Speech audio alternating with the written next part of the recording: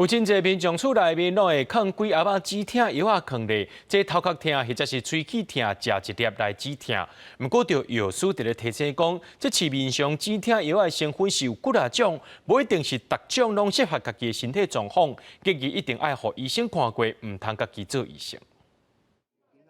一个人拢有食过止痛药的经验。根据健保署的统计显示，去年使用人数上侪的五大指示药品，止痛药就排第一。有真侪民众厝内拢会买几盒仔止痛药放咧，但是敢通家己做医生买止痛药来食咧？就是有时候如果觉得头痛或者牙痛啊，或者是身体有不舒服的疼痛，就会去使用。我最近是去拔牙齿，然后就是牙齿受不了的时候就吃止痛药这样。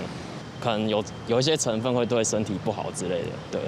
就还是医生开的比较安心。台北联合病院中型院区的总药师郭英莲就提醒讲，市面上常常看到的止痛药啊，像中处止痛药有乙酰氨酚的成分，主要是透过肝在代谢的，一日上侪食8粒，食伤侪就会伤肝。也若是阿司匹林，也是布洛芬的成分，主要是药脂在代谢，食伤侪恐惊影响药脂功能，严重者爱规世人洗药脂。药师建议，若是唔知影家己身体状况的人，一定爱先照医生的指示食药啊，唔通家己买来食。我一般是无鼓励讲民众讲家己，就是唔知影状况是啥，就是都先去家己买药来食。止痛药有几啊种，那可能医生也选择上符合你即马身体上